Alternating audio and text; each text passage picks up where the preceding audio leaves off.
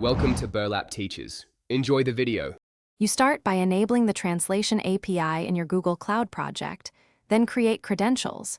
You want either an API key for simple client calls or a service account for backend use. Once done, download the service account JSON or copy the API key and store it securely in environment variables. Make sure to restrict keys by HTTP referrer or IP to reduce abuse. You should also install and authenticate gCloud locally to test calls and to access logs. Because testing early. Next, integrate calls into your site.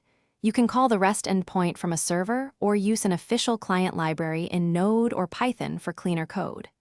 You should detect source language or pass a parameter, batch multiple texts to reduce cost, and sanitize user input to prevent injection.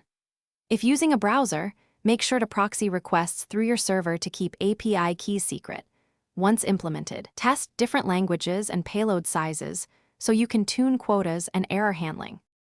Finally, deploy your site with the API credentials in secure environment variables and rotate keys on a schedule. Make sure IAM roles grant least privilege. Once live, monitor usage, errors, and latency in Cloud Console and set billing alerts so you don't get surprised. Implement graceful fallbacks and caching to reduce costs. If translations fail, show original text with a retry button. Tip: if you see quota or 403 errors, check key restrictions and IAM permissions first.